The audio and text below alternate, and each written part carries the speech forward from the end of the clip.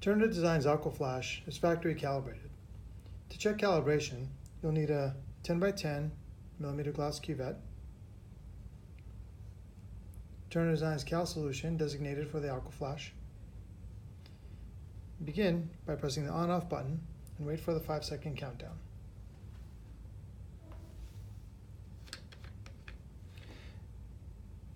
Then rinse your cuvette 3 times with the calibration solution.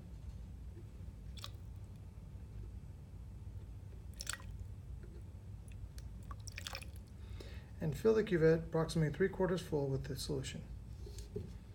Use a Kim wipe to wipe away any moisture or fingerprints from the sides of the cuvette, which may interfere with the signal. Lift the lid, insert the cuvette, and close the lid.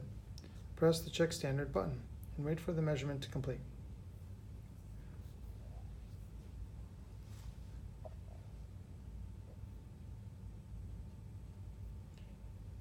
If the result displayed passed, factory calibration has not changed.